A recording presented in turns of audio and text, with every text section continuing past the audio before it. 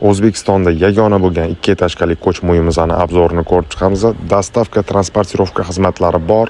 Mana kirishimizda hammom, tualet, sanuzel uchun joy ajratib qo'yganmiz.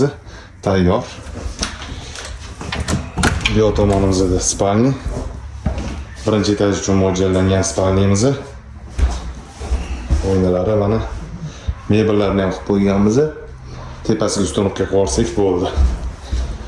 Keyin chiqqanimizda birinchi etajda holli, amatga kuxnalarni joylashtirib qo'ysak bo'ladi.